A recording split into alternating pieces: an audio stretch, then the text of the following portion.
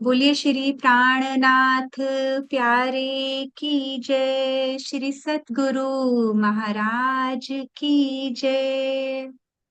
प्रेम प्रणाम जी। सभी सुंदर साथ जी के चरणों में प्रणाम जी। आप सबके धाम हृदय में विराजमान प्रियतम अक्षरातीत के चरण कमल में कोटि कोटि नमन। आप सभी सुंदर साथ जी को 79वें स्वतंत्रता दिवस की बहुत बहुत बधाई हो सुंदर साथ जी। आज इंडिपेंडेंस डे है 79th। तो 79th इंडिपेंडेंस डे की सबको बहुत बहुत बधाई। आप सबका हार्दिक अभिनंदन। वाणी में कहते हैं महामती जी, भूम भली भरत खंड की जहां आई निध निश्चल। तो भली भूम भरत खंड की ये भूमि कितनी पवित्र है, जहां पर हमारे परम धाम से अखंड वाणी अवतरित हुई। तो वाणी में राजी बताते हैं कि इससे भी भली वो नौतनपुरी जहाँ श्री देवचंद्र जी का प्रकटन हुआ, उससे भी भली पांच पद्मावतीपुरी धाम पन्ना जहाँ पर हकीकत और मार्फत का ज्ञान प्रकट हुआ। तो हम कितने भाग्यशाली हैं, हमारा जन्म इस भरत भूमि में हुआ है। तो आप सबका हार्दिक स्वागत है। तो चलते हैं सुंदर साजी, आज की क्लास की ओर आगे बढ़ते हैं।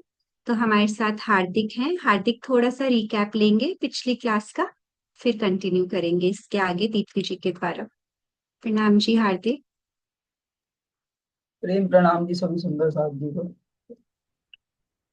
वंदो सतगुरु चरण को, करु धनि प्रेम प्रणाम। अशुभ हरण मंगल करण श्री देव चंद्र जी नाम। श्री प्राणनाथ निज मूल पति, श्री मैं राज सुना। तेज कुंवर श्यामा युगल को, पल पल करो प्रणाम। तेज कुंवर श्यामा युग को, पल पल करो प्रणाम। तो सबसे पहले हम चलते हैं, जब देवचंद्र जी का धाम गमन बिल्कुल नजदीक था, तब से चालू हुआ था। और वो हर दम मीराज जी को पुकार रहे थे, परंतु कोई भी मीराज जी के पास संदेश नहीं पहुंचा रहा था। और उसके बाद में जब मीरराज जी के पास संदेश नहीं पहुंचा, तो उन्होंने बिहारी जी को बहुत बार बोला था कि कृपया उनके पास संदेश पहुंचाइए, लेकिन बिहारी बिहारी जी हमेशा कुछ ना कुछ बहाना बना देते थे और कुछ ना कुछ बोल के कभी मतलब उन्हें ऐसा नहीं बताते थे कि देवचंद्र जी उनकी राह में बहुत तरस रहे हैं। फिर एक दिन जब देवचंद्र जी ने बोला कि एक एक एक धड़ में करोड़ों करोड़ों सर होते हैं, उन करोड़ों सिरों में करोड़ों मुख होते हैं, और उन एक एक मुख में अगर करोड़ों जीवा होती ना, तो भी मीरराज जी मेरे ही सारे गुण बताते हैं। वह ऐसा कहते थे। उसके बाद में बस में आपके गुरु जी सुनकर बाल, और यह सुनकर बालबाई को दया आ गई थी। उसके बाद में बालबाई स्वयं खुद जाकर उनके उनके पास जाती है और उन्हें देवचंद्र जी के पास लेके आती है। तो मीरराज जी कहते हैं कि अगर मुझे यह पहले पता होता तो मैं कब का यह काम छोड़कर देवचंद्र जी के पास आ जाता। और उसके बाद में वह 22 दिन तक देवचंद्र जी के पास रुकते हैं। और यह जब मीराज जी आए थे, तब देवचंद्र जी को उन्हें देखकर बहुत बहुत बहुत प्रसन्न हुए थे, वो बहुत खुश हुए थे। उसके बाद में देवचंद्र जी ने उन्हें भोजन के लिए बोला। उनके बाद उसके बाद में उन्होंने भोजन लिया।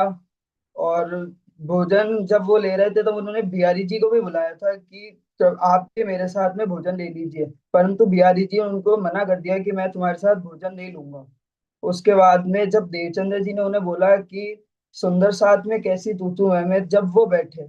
और उसके बाद में जैसे कि लल्लू भट्ट जी की बीतक में बताया था कि देवचंद्र जी ने आधा हिस्सा अपनी तरफ कर लिया था और आधा हिस्सा मीर राज्य की तरफ कर लिया था। और उसके बाद में जब उसके बाद में 22 दिन होते हैं और देवचंद्र जी का धाम गमन हो जाता है। और सभी सुंदर साथ अपने अपने कामों में व्यस्त हो जाते हैं और माया में व्यस्त रहते हैं। किसी को चर्चा के बारे में कुछ नहीं पता था। उसके बाद में बालबाई जी ने बोला कि सभी सुंदर साथ अपनी माया में व्यस्त हो गए हैं, तो उनको जगाने हेतु जो जो गादी है वो कृपया दे क्या बा, जो गादी है वो कृपया बिहारी जी को दे दीजिए, ताकि आगे जगाने का कार्यक्रम चलता रहे। उसके बाद में बिहारी जी के पास गादी आई और बड़े ही खुश होते हुए मीर राज जी ने उन्हें वह गादी प्रदान कर दी थी। और उसके बाद में कभी भी मतलब वह चर्चा कभी ढंग से नहीं कर पाते थे। वह हमेशा किस बाहर के किस्से कहानियां सुनाया करते थे, और मतलब लौकिक समय में हम सारा समय निकाल दिया करते थे। उसके बाद में एक दिन एक गरीब आया था, उनके एक गरीब व्यक्ति उनके पास आया था। उन्होंने उसने उन्होंने पूछा कि क्या कृपया मैं एक समय आ सकता हूँ, क्योंकि दूसरी समय में मैं अपने घर के काम संभालता हूँ और अपने मतलब काम करता हूँ, तो मैं 2 बार नहीं आ। उसके बाद में बिहारी जी उन्हें कहते हैं कि तुम्हें आने की जरूरत ही नहीं है। तुम सुंदर साथ से निष्कासित हो चुके हो, तो तुम अब कभी भी यहाँ पर मत आना।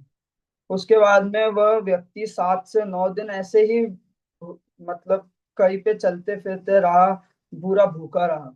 उसके बाद में वह मीराज जी के पास गया, जिस टाइम मीराज जी घर पर नहीं थे और फूलबाई घर पर थी। तो फूलबाई से वह देखे नहीं गए, उनका सूखा शरीर उनसे देखा नहीं गया। उसके बाद में फूलबाई ने उन्हें खाना खिलाया, और फिर उन्हें खाना खिलाया, उसके बाद उन्हें उन्हें भेजा। और यह बात किसी ना किसी तरह बिहारी जी को पता चल गई। तो बिहारी जी ने को कह दिया कि मीर राज जी को अब से दर्शन दर्शन देने के लिए जब भी आएंगे तो उन्हें कृपया उन्हें द्वार पर ही रोक दिया जाएगा। उसके बाद में जब मीर राज जी शाम को दर्शन के लिए आते हैं, तो उन्हें द्वार पे ही रोक दिया जाता है। तो वह इसका कारण पूछते हैं, तो बिहारी जी बताते हैं कि आपकी पत्नी ने एक अपराध किया है, और वह अपराध उस अपराध के कारण आप अब यहाँ पर दर्शन नहीं कर सकते। फिर बिहारी जी ने बोला कि या तो तुम अपनी पत्नी को छोड़ दो, या तुम मुझे छोड़ दो। तो उसके बाद में उन्होंने अपनी निर्दोष पत्नी को छोड़ दिया। और फिर वह क्योंकि क्योंकि वो अपने सुंदर साथ को कभी नहीं छोड़ सकते थे, इसलिए उन्होंने अपनी निर्दोष पत्नी को छोड़ दिया। आपने बहुत अच्छे से एक्सप्लेन किया, ऐसा कुछ भी नहीं है। आपने जितना बोला बहुत अच्छे से एक्सप्लेन कर दिया आपने। जब देवचंद्र जी का धाम गमन वाली जो सॉरी। मोमेंट थी उसमें बस उसमें एक छोटी सी बात मुझे आपको पॉइंट आउट करनी थी कि उसमें क्या होता है कि बिहारी जी खाना खाने से मना करते हैं और वो थाली में दो हिस्से करते हैं। देवचंद्र जी आपके मुंह से गलती से निकल गया होगा। ठीक है, बाकी अभी तक आपने वहां तक एक्सप्लेन कर दिया है। इसके आगे कोई भी सुंदर साथ थोड़ा सा हफ्से के प्रसंग तक ले जाइए। वो हफ्से के प्रसंग तक, क्योंकि हम पिछले फ्राइडे सैटरडे को वो कर चुके हैं कवर। कौन पकड़ेगा हाथ एक सुंदर साथ और, जल्दी से सुंदर साथ जी। हाँ जी, लक्ष्य। लक्ष्य हैंड रेज करो। हाँ जी, बोलिए।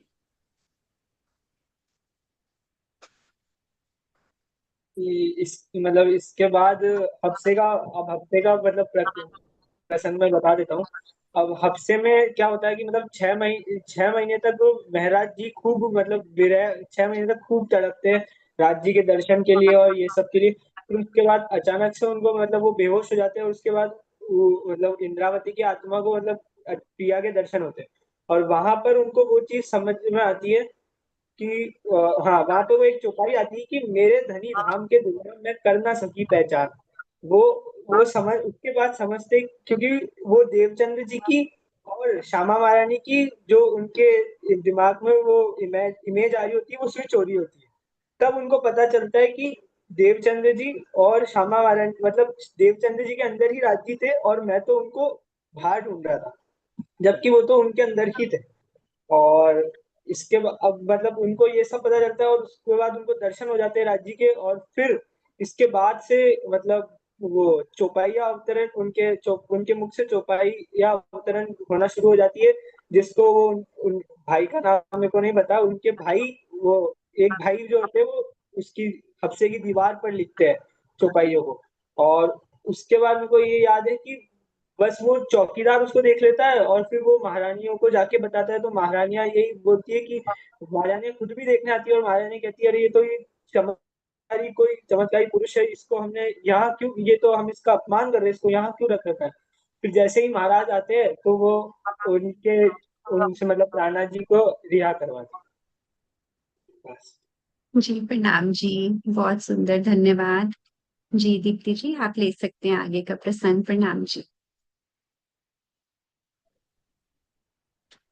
प्रेम प्रणाम जी। हार्दिक और लक्ष्य, आप दोनों ने बहुत अच्छे से बोला। और रही बात दोहराने की, तो मैं चाहूंगी ना कि नेक्स्ट टाइम से आप ये स्क्रिप्ट जो है या जो कुछ भी घटनाएं हुई उसको ना दोहरा के या उसको हल्का सा बता के उस घटनाक्रम से क्या शिक्षा मिलती है उसको दोहराएं, है ना, क्योंकि वो सबसे ज्यादा महत्वपूर्ण है। जैसे अ, जब बिहारी जी ने मीरा जी के साथ भोजन नहीं किया, करते हुए भी उन्होंने बीच में लकीर खींच दी, तो क्या सिखाता है वो प्रसंग हमें? बिहारी जी से क्या शिक्षा मिलती है कि क्या नहीं करना चाहिए, मिहिराज जी से क्या शिक्षा मिलती है कि क्या करना चाहिए, है ना। तो जब इस तरह से हम इसका मंथन करेंगे तो आपको वो याद रहेगा, बिकॉज आप जिस चीज को दोहराते हो, रिवाइज करते हो ना, वो सेट हो जाता है दिमाग में।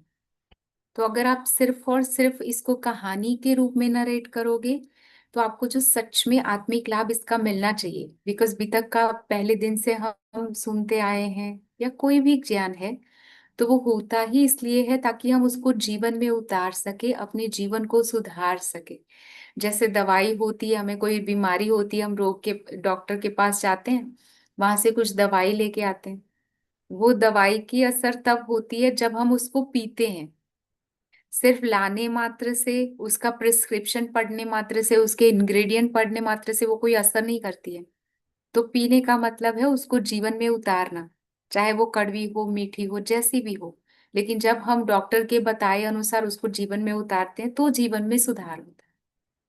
तो उसी तरह से बीतक जो है उसको जीवन में उतारना बहुत जरूरी है, या कोई भी ज्ञान जो हम सुनते हैं, क्योंकि ये डगर जो है, ये राह जो है निजानंद को प्राप्त करने की, स्वयं की आत्मा को के आनंद को प्राप्त करने की, ये आचरण से ही प्राप्त होगी। जैसे मैंने आपको पहले भी कहा था कि किसी को डॉक्टर बनना है या सर्जन बनना है, कुछ भी, तो पहले थियोरी सीखते हैं, फिर उसका प्रैक्टिकल होता है। जब तक आप प्रैक्टिकल को जीवन में नहीं उतारोगे तब तक आपको उसके बदले में कोई रिवॉर्ड भी नहीं मिलेगा, है ना। तो जॉब इज प्रैक्टिकल।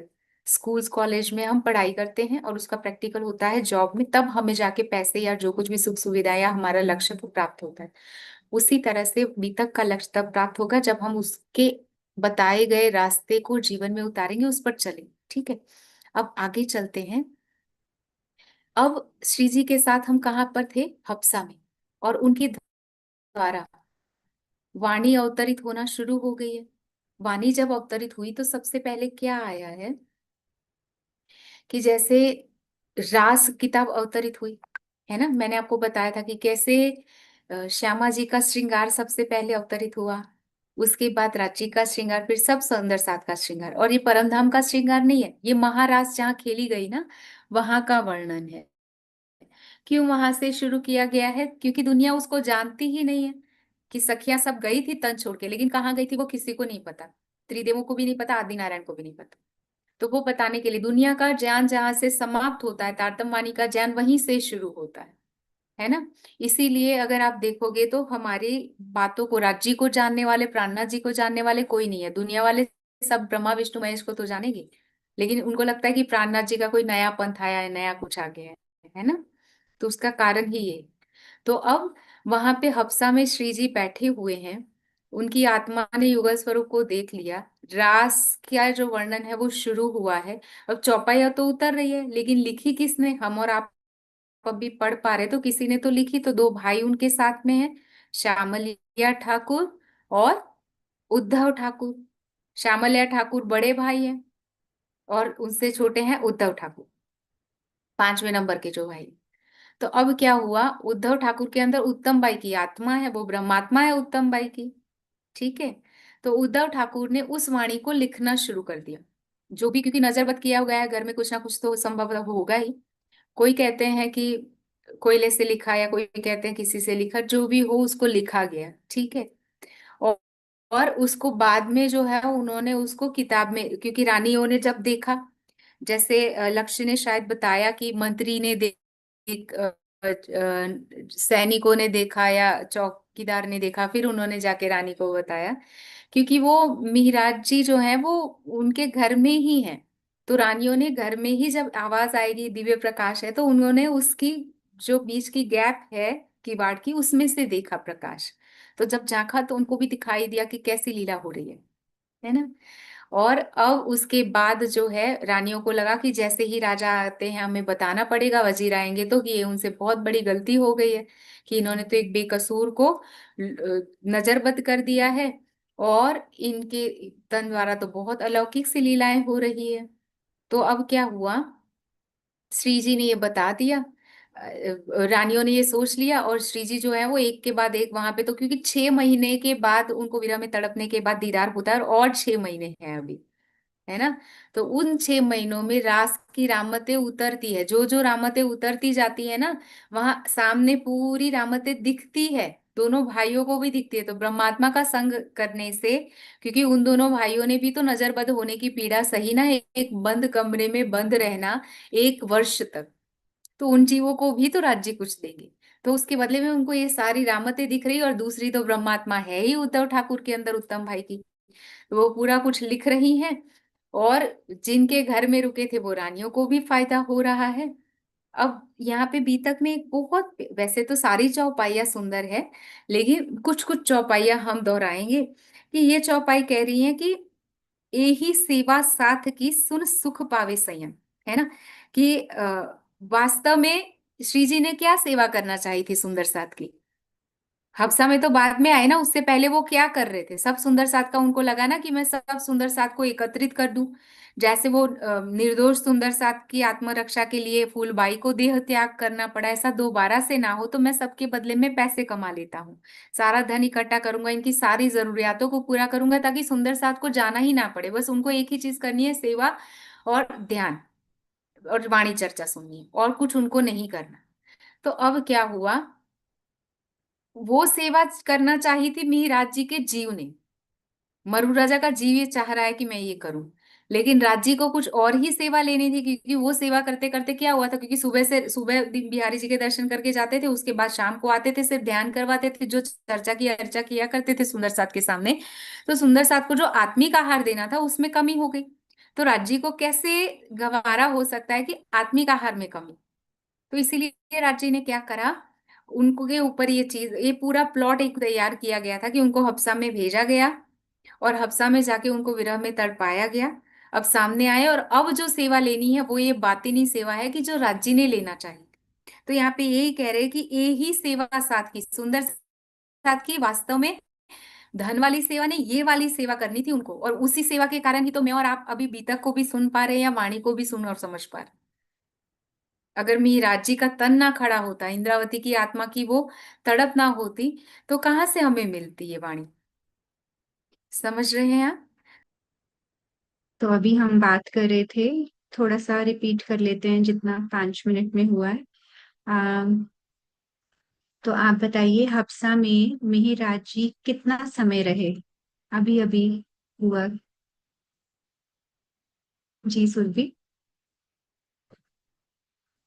1 साल 6 महीने की तो विरह थी, फिर उसके बाद युगल स्वरूप का दर्शन हुआ, फिर 6 महीने सारी वाणी जो रास की लीला रची। बहुत सुंदर। तो वो जो भी लीला अवतरित हुई, तो उसको उनके दो भाइयों ने लिखना शुरू किया, संकलन करने के लिए। तो उन दो भाइयों के नाम याद है किसी को? हाँ जी अवंतिका। मैं आपके लिप्स देख के आपको अनम्यूट कर रही हूँ, आप हैंड रेज नहीं हो रहे, तो मुझे सेंस हो रहा है कि आपको आता है। हाँ जी। हाँ जी दोबारा बोलिए।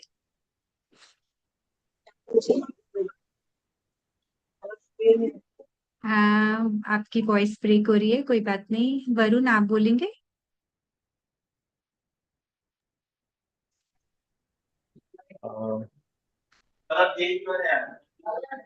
कोई बात नहीं, कोई बात नहीं, कोई बात नहीं, कोई बात नहीं।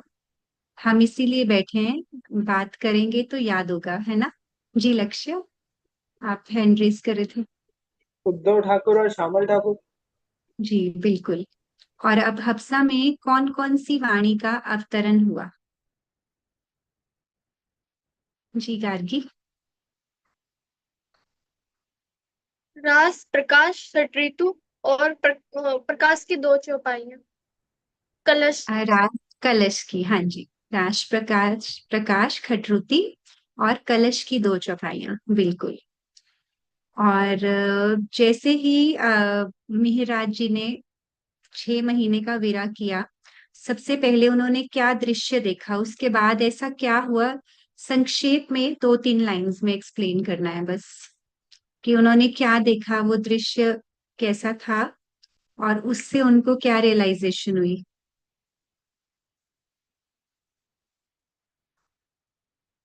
हाँ जी सुरभि। सुंदर साथ जी, कैमराज ऑन कीजिए, तो आप भी बोलिए, ये तो सबको आती है। दीदी बस ये लास्ट क्वेश्चन, उसके बाद आप ले लीजिएगा, आपका इंटरनेट चला गया था, बस एक प्रश्न किया है मैंने। जी सुरभि, आप बोल सकते हैं। तो उनको युगल स्वरूप राजी श्यामा जी, पर श्यामा जी के साथ साथ उनको कभी देवचंद्र जी दिख रहे थे। तो उनको ऐसी रियलाइजेशन हुई कि राजी तो मेरे सामने ही थे, मैं उनको बोल रहा था उनको दर्शन नहीं हो रहे, मुझे दर्शन नहीं हो रहे, ऐसा क्यों है? तो मुझे पहचान नहीं थी कि देवचंद्र जी ही राजी हो गए हैं। बिल्कुल। तो अब यहाँ से वो पूर्ण पहचान का सफर शुरू हुआ। जी प्रणाम जी, थैंक यू जी। दीदी आप ले सकते हैं। Thank you. तो अब क्या हुआ, श्री जी जो है वहां पे रास की वाणी 6 महीने है ना, तो रास, प्रकाश, खटृति और कलश की दो चौपाइयां अवतरित हुई है। दो चौपाई मतलब कुछ चौपाइयां, ठीक है।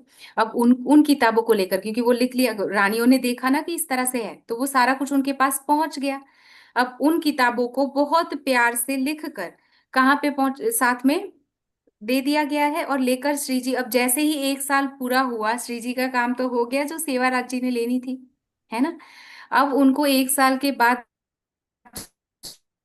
जो वजीर गए थे कर चुकाने के लिए, वो वापस आने के लिए अहमदाबाद गए थे कर चुकाने के लिए। उसके बाद उन्होंने सोचा था कि मैं क्यों चुकूं, ये दोबारा से ये वजीर भी 1 साल के लिए चले गए हैं, ये कारज कारण था। अब जब तक वापस आए, जो श्री जी को मिलना था वो तो मिल गया है।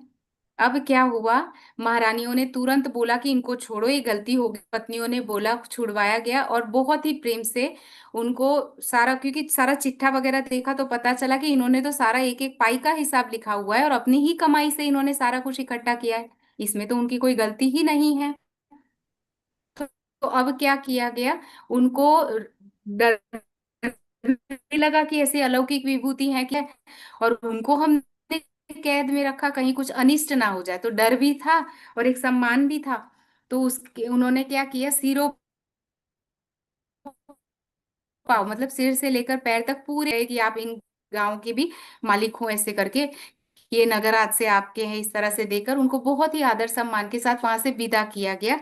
लेकिन तक की चौपाई आती है कि उनको किताबें उतरी कादर से, लेकिन मिहिराज जी को ये कुछ भी नहीं दिखाई दे रहा है, क्योंकि राज्य की सामर्थ्य से, शक्ति से जो वाणी अवतरित हुई है उनके तन से, और उनको जो सुख मिला है अखंड रास और इन सब चीजों को देखने का, युगल स्वरूप के साक्षात्कार का, स्वयं की आत्मा के आनंद का, तो कह रहे हैं कि उसके सामने बिन धाम न रही आस, उनकी कोई इच्छा ही नहीं है राज्य के अलावा।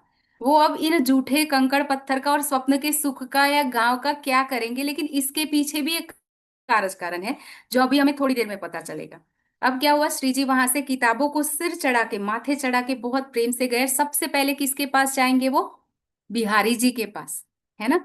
और बहुत प्यार से प्रणाम करते, वो किताबें उनके चरणों में रखते हैं, और उनको कहते हैं कि पूरी बताते हैं बातें, वहां पे सुंदर साथ भी बैठे होते हैं, बिहारी जी भी बैठे हैं, उन सबके सामने बताते हैं कि कैसे कैसे उनके साथ हफ्सा में कैसे उन्होंने विरह किया, कैसे युगल स्वरूप ने दी वाणी। और वो इतनी खुशी से बता रहे हैं। और बिहारी जी ने जैसे ही वाणी को पढ़ा तो उनको पता चल गया कि ये वाणी अगर फैल गई तब तो सुंदर साथ को पता चल जाएगा कि ये तो सारा कुछ जो मेहर है वो तो इनके अंदर हो रही है। तो फिर गादी का क्या महत्व रह जाएगा? पहले से ही उनका महत्व नहीं था, अब तो और ज्यादा कम, मतलब बिल्कुल ही कम हो जाएगा। तो इसीलिए उन्होंने क्या करा, वाणी उस समय फैलने नहीं दी। उन्होंने कैसे बात की बिहारी जी ने कि आप ये बताओ कि आप मुझे क्या जानते। तो मिहिराज जी ने कहा कि आप धाम के धनी हैं। तो उन्होंने बोला कि जब मैं धाम का धनी हूं तो तूने विरह क्यों किया? गिरा कि मेरे ना होने से तुमने विरह किया, मैंने तो कुछ तुम्हें दुख दिया ही नहीं था। तो ऐसे करके वो उनको उल्ट पलटा रहे हैं बात को कि किसी भी तरह से वाणी ना फैले। अब क्या हुआ, जब ऐसी बातें करने लगे और उन्होंने कहते कहते ये भी कह दिया कि ये वाणी वाणी ये ग्रंथ जो है ये तुमने ये नई राह क्यों अपनाई है? धनिश्री देवचंद्र जी ने कोई भी वाणी का ग्रंथ लिखा था, तो तुम क्यों ये नई राह अपना रहे हो? जो भी उन्होंने कहा और किया उतना ही करो, ये ग्रंथ यहीं पे रहने दो। और उन्होंने सुंदर साथ को तो पता चल गया था ये सब सुन के कि मिहिराज जी के अंदर ही सदगुरु महाराज बैठे हुए, और जैसे सदगुरु महाराज ने कहा है वो सारी लीलाएं हुई है, और राज जी ने हमारा जो हाथ है वो इनके हाथ में पकड़ाया है। और बहुत खुश है सुंदर साथ। उनको चाहिए कि वो राज्य की वाणी, वो रास की अखंड रामतें उनको देखने को मिले, वो शोभा श्रृंगार देखने को मिले, जो आज दिन तक इस संसार में कभी जाहिर ही नहीं हुआ। लेकिन कहते हैं कि बानी वहां न पसरी वह सरत उस दिन। बिहारी जी की कृपा से वहां पे वाणी वहां पसर ही नहीं सकी, सुंदर साथ को सुनने को ही नहीं दिया, उन्होंने अपने पास ही रख दिया। और इंतजार थे मोमिन, मोमिन प्रतीक्षा में थे उस वाणी को सुनने के, पर सुन सके ना एक सुकन भी, एक शब्द भी उसका सुन नहीं पाए। अब क्या हुआ, जब वाणी सुना ही नहीं पा रहे तो अब क्या करेंगे? तो अब धीरे धीरे धीरे थोड़े दिनों के बाद श्री जी के अंदर अब युगल स्वरूप विराजमान है। जैसे देवचंद्र जी के अंदर जैसे ही राज्य विराजमान हुए तो उनको लगा था ना मैं ये बात किसको कहूं, तो ऐसे इनके अंदर तड़प लगी हुई है कि कहीं जाओ जहां वाणी फैल सके। तो किसी बहाने से वो वाणी लिया उन्होंने, और जो 5 गांव उनको दिए थे ना वो नगर बसाने के लिए, उन गांवों में नगर बसाने के बहाने वो वहां से चल दिए, किताबों को सिरोधार्य करके कि अब तो आप नहीं होगे धाम के धनी मेरे साथ, तो आपकी पूर्ति के लिए दूरी की ना ये किताबें पूछे दे दो। तो वो बहुत खुश हो गए बिहारी जी की, ना रहेगा बांस ना बजेगी बांसुरी, मैं लेके इनको दे देता हूँ, यहाँ पे रहेगी तो कोई सुंदर साथ कभी पढ़ लेगा, ये साथ में चले जाएंगे और किताबें भी ले जाएंगे, तो अब मेरी गादी को कोई भी खतरा नहीं है। तो वो बोलते हैं कि ठीक है आप लेके जाइए। अब श्री जी जैसे ही वहां से जाते हैं जूनागढ़ गांव बसाने के लिए, तो रास्ते में एक नदी के किनारे वो आराम करते हैं। अब वो था धोरा जी के पास एक गांव था, और नदी के पास एक बहुत ही सुंदर कन्या जो है वो पानी भरने के लिए आई थी अपने पिताजी के साथ, जिनका नाम है विरजी भांजी। वो एक क्षत्रिय थे, उनकी बेटी जो है युवा बेटी बहुत ही सुंदर, वो वहां पे पानी भरने के लिए आई थी। अब उसने जैसे ही श्री जी को देखा तो सिर पे पल्लू कर लिया। सिर पे पल्लू करने का मतलब क्या होता था उस समय की, जो पति होते हैं उनका सम्मान करने के लिए सिर पे पल्लू लेती थी पत्नियां। तो उनको ऐसे सिर पे पल्लू लेते हुए देख उनके पिताजी को बहुत आश्चर्य हुआ। उन्होंने पूछा कि ये तुमने क्या किया, क्यों तुम सिर पे पल्लू उठा रही हो? तो उन्होंने बोला कि आप मुझे शादी करने के लिए बोलते थे लेकिन मैं आपको हमेशा मना करती थी, उसका कारण ये है कि ये जो सामने दिव्य पुरुष दिख रहे हैं ना, वो मेरे पूर्व जन्म के पति हैं, और मैं इन्हीं के अलावा किसी और की हो ही नहीं सकती, और इसीलिए मैंने सिर पे पल्लू कर लिया है। आप जाके पूछिए और इनको कि इनका नाम क्या है और उनकी पूर्व जन्म की पत्नी का नाम फूलबाई था या नहीं था। अब वो पिताजी गए, उन्होंने सारी बातों की पुष्टि करी, और श्री जी ने भी बोला कि हाँ जी। और अब उनका पाणी ग्रहण करके श्री जी के साथ सोचिए, किसी भी आत्मा का जो पवित्र प्रेम होता है वो ऐसे ही नहीं जाता है। और फूलबाई ने तो कैसा पवित्र प्रेम किया ना, कि उन्होंने आत्मिक प्रेम किया श्री जी के अंदर बैठे स्वरूप को, और इतना प्यार से कि दूसरा तन, उन्होंने बोला था ना मैं तन त्याग रही हूँ, आप चिता की राख पे अपने पैर रख के चले जाना, और उसके बाद मैं दूसरा जन्म लेके आपको जल्दी से मिलूंगी। अब क्या हो रहा है कि फूलबाई का धाम गमन तो हुआ था 1713 में, और ये जो तेज कुंवरी है, ये बहन का नाम है तेज कुंवरी, जिसका तन धारण किया हुआ है। ठीक है। श्री जी गांव बसाने के लिए, नगर बसाने के लिए लगभग 1716 के आसपास, 1715 में वो बाहर निकले हैं वहां से। तो 1716 के शुरुआत में ही वो जा रहे हैं गांव बसाने के लिए। तो 3 साल में युवा कन्या कैसे हो जाएगी वो? समझ में आ रहा है? फूलबाई के धाम गमन के बीच में और तेजबाई से मिलने के बीच में 3 साल का गैप है। तो ये क्यों मैं बता रही हूं आपको? क्योंकि आपको ये पता चले कि जब गर्भ में जीव जाता है तो वो जीव जाता है, आत्मा नहीं जाती है। आत्मा किसी भी शरीर में कभी भी किसी भी उम्र में बैठ सकती है।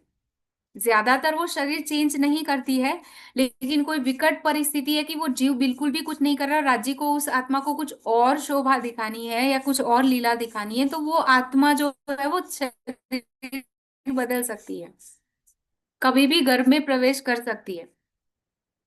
सॉरी, गर्भ में नहीं, किसी तन में प्रवेश कर सकती है। गर्भ में हमेशा जीव जाता है। तो जो जीव जन्मता है ना माता के गर्भ से, जो चेतन सबके अंदर है, क्योंकि चेतना तो सबके अंदर है, लेकिन सब आत्मा तो नहीं है ना। आत्मा है तो परम धाम का जो अंकुर है उसको आत्मा कहा जाएगा, जिसमें अक्षर का अंकुर है उनको कहा जाएगा ईश्वरी, और जिसमें चेतना है आदि नारायण की उसको कहा जाएगा जीव सृष्टि। तो अब क्या हुआ, तेजबाई की आत्मा, फूलबाई की जो आत्मा है, अमलावती की आत्मा, तो वो आत्मा ने बहुत ही सुंदर युवा तन धार देखा और तेजबाई के तन में उन्होंने प्रवेश प्रवेश किया। और अब श्री जी जैसे ही जागनी यात्रा के लिए निकलते हैं तो सबसे पहले जो किससे मिलते हैं, तेजबाई को, और पाणी ग्रहण करके अब तेजबाई उनके साथ चलते हैं। और वो बाईचुराज महारानी हमारी कब तक उनके साथ में रहेगी? जब से लीला शुरू हुई है तब से लेकर पन्ना जी में आज भी बाईजूराज जी जो है वो वहीं पे है। तेज कुंवरी कह लो, उनको फूलबाई कह लो या बाईजूराज जी कह लो, वो वही है। और आज भी श्री जी को जब भोग लगता है तो बाईजूराज जी के वहां से ही आता है। बहुत कुछ ऐसी विधि है आज भी जो बाईजूराज जी के हाथ से ही पूर्ण होती है, और साक्षात लीला भी जैसे चल ही रही है वहां पे। क्योंकि जैसे ब्रज की लीला हुई तो वो हमेशा के लिए अखंड हुई, रास की लीला लीला हुई तो हमेशा के लिए अखंड हुई। तो जो बीतक की चौथे और पांचवें दिन की जो वहां अखंड पन्ना जी में जो लीला हुई है, वो कैसे भंग हो सकती है? वो भी आज चल ही रही है उसी प्रकार से। जो सच्चे हृदय से जाते हैं उनको आज भी वो सारी लीलाओं का अनुभव होता है ना। तो अब क्या हुआ, बाईजूराज जी के साथ श्री जी अब चल दिए हैं और कहाँ गए हैं, जूनागढ़ में गांव बसाने के लिए। जैसे ही जूनागढ़ पहुंचते हैं तो कांजी भाई करके एक सुंदर साथ है, मतलब वो पहले से ही है देवचंद्र जी के समय से, तो बहुत खुश हो जाते हैं श्री जी को देखकर। और अब वो सारी सेवा श्री जी की, वो काम तो कहीं और करते हैं ना, घर परिवार चलाने के लिए तो काम कहीं और करते हैं। और लेकिन श्री जी के पास चर्चा सुनने के लिए आते हैं। वो जहाँ पे काम करते हैं, सेवक का काम कर रहे होते हैं, तो वो किसका कर रहे होते हैं कि जो शास्त्रार्थ में विजय श्री होना, ऐसे किस एक हरदास जी पंडित थे जिन्होंने शास्त्रार्थ में सबको हरा रखा था, उनके वहां पे वो चाकरी करते थे। क्योंकि ब्रह्मात्मा है ना कांजी भाई, ऐसे ही जैसे वैसे थोड़ी ना राज्य कहीं पे रख देंगे उनको, है ना। तो वहां पे शास्त्रार्थ में सबको हरा रहे हैं, वेद उपनिषद और सारा भागवत वगैरह सारे ग्रंथ जिसको पता है, पुराण वगैरह, वहां वो सेवा करते हैं। और जैसे ही श्री जी आते हैं तो चर्चा सुनने कहाँ आते हैं, श्री जी के पास आते हैं। अब एक दिन क्या हुआ कि हरदास जी जो है उनकी तबीयत एकदम से खराब हो गई, स्वास्थ्य एकदम से बिगड़ गया, और उनको जो है वो ऐसी स्थिति है कि अब मरे अब मरे अब मरे। तो अब जब ऐसी स्थिति आई तो घर वाले उनसे ना दान पुण्य कराने लगे, जैसे संसार वाले करते हैं कि जब मरने वाले होते हैं ना तो कहते हैं कि दान पुण्य करवा लो, क्यों? ताकि उनको स्वर्ग मिल जाए। मतलब पूरी जिंदगी क्या किया ये नहीं देखते हैं दुनिया वाले, वो क्या करते हैं कि अंतिम घड़ी पे पुण्य करवा लो, भगवान का नाम ले लो तो सही हो जाएगा, है ना। लेकिन पूरी जिंदगी जो किया है वही तो साथ में जाएगा। इसको वाणी में बहुत प्यार से वो एक चौपाई में बताया गया है, जिसका मतलब है कि सौरे वरसनी जटा बंधानी, मतलब 100 साल तक ना सिर पे जटा बांधी है किसी ने, है ना। सो छोड़ी केम करी जाए, उसको कैसे जो उलझ गए हैं बाल 100 साल तक, जिसने कभी कंघी ही नहीं की है, अंत काले सुलझावा बैठा, मतलब जिसका मरण का समय आ गया ना, अब उसको लग रहा है कि मैं उस कंघी कर लूं और बाल जो 100 साल से कभी कंघी नहीं किए ना उसको कंघी करके सुलझा लूं। तो ये संभव है? इसी प्रकार से अंत घड़ी में कुछ किया हुआ नहीं कुछ होता है। इसके लिए तो साधना पड़ता है, पूरे जीवन को साधने के लिए प्रत्येक वर्ष को साधना पड़ता है, उसके लिए प्रत्येक महीनों को साधना पड़ता है, उसके लिए प्रत्येक सप्ताह को, वीक को, और उसके लिए प्रत्येक दिन को साधना पड़ता है। और दिन को साधने के लिए हर एक घंटे को, हर एक मिनट को और हर एक सेकंड को साधना पड़ता है, तब जाके वो लक्ष्य प्राप्त होता है ना। तो इसीलिए बीतक हमें सिखाती है कि कैसे जीवन को साधना है, कि उसी को कहते हैं साधना, है ना। कि किसी लक्ष्य पे अपना ध्यान केंद्रित कर लेना, उसको कहते हैं साधना, है ना। तो अब कांजी भाई भी ऐसे ही, कांजी भाई वहां पे खड़े हैं और ये सब कुछ हो रहा है, तो हरदास जी ने बता दिया कि अब आप मुझे क्यों ये दुनिया का कर्मकांड वगैरह सारा करवा के। हरजी व्यास जी कहते हैं कि आप ये सारा मत करवाओ मुझसे, ये तो दुनिया की रीत है, और इससे क्या होगा, मुझे कहाँ जाना पड़ेगा, स्वर्ग में जाना पड़ेगा, और मैं ये नहीं करना चाह रहा हूं दान पुण्य, कि मोक्ष को छुड़वा के आप मुझे कहाँ इसमें भटका रहे हो। अब क्या किया गया, जब ये बातें उन्होंने सुनी, तो कांजी भाई को लग रहा है कि कोई ये कुछ अलग बात करी इन्होंने, है ना।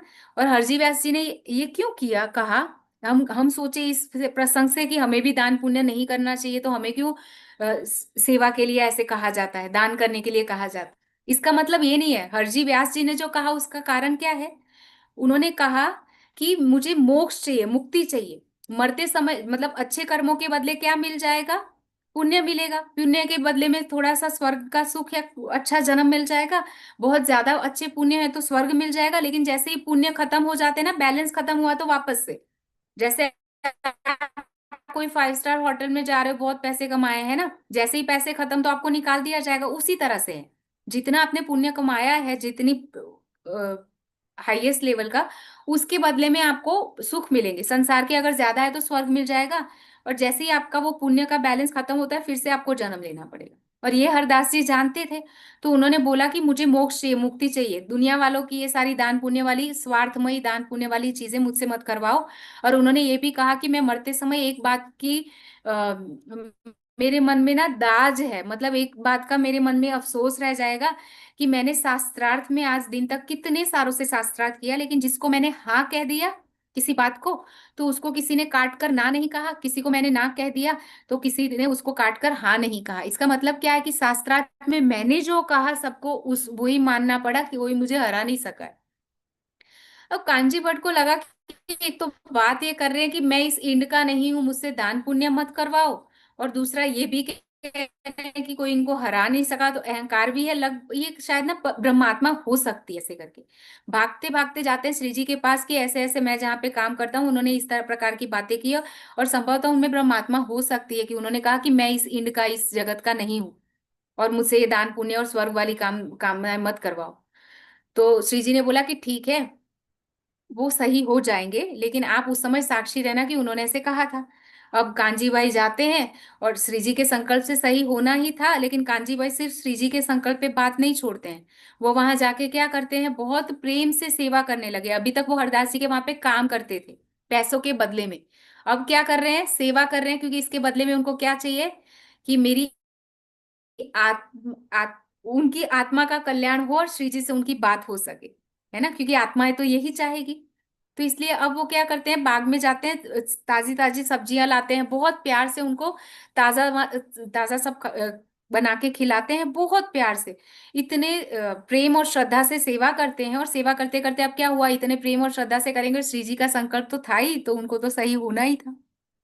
उनकी तबीयत सही होने लगी, उनकी सेवा से बहुत खुश होते हैं व्यास जी, और हर बार बोलते हैं कि तुम्हारी सेवा के बदले में मैं बहुत प्रसन्न हूँ, अगर कोई मुझे 1000 रुपए भी दे देना फिर भी मैं इतना खुश नहीं होगा जितना मैं तुम्हारी सेवा से खुश हुआ। तो 1000 रुपए उस समय के बहुत होते थे। तो तू मांग, वो मैं तुझे दूंगा, ऐसे बोलते। तो कांजी भाई बोलते कि पहले आप सही हो जाओ, समय आने पर मैं मांग लूंगा। अब जब पूरा स्वस्थ हो गए, तो कांजी भाई उनको कहते हैं कि मेरे एक परिचय में कोई है, एक महात्मा, उनसे आप ना धर्म की चर्चा करिए। तो बहुत खुश हो जाते हैं हरदास जी की, एक तो तूने मेरी शरीर को स्वस्थ किया, इतनी प्रेम से सेवा की, और बदले में मांगा तो दुनिया की चीज नहीं, किसी के आत्म कल्याण के लिए चर्चा करने के लिए मांगा, और ये तो मेरा काम ही है विद्वानों को समझाना। मैं आज तुझ पे बहुत प्रसन्न हो गया हूँ, और ऐसा करके श्री जी उनको क्या कहते हैं, वो हरदास जी उनको, हरजी व्यास जी उनको कहते हैं कि आप जाओ और उनको महात्मा जी को ले आओ।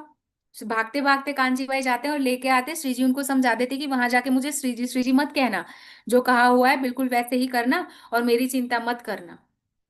कांजी भाई बोलते हैं ठीक है। अब जैसे ही श्री जी वहां जाते हैं, कांजी भाई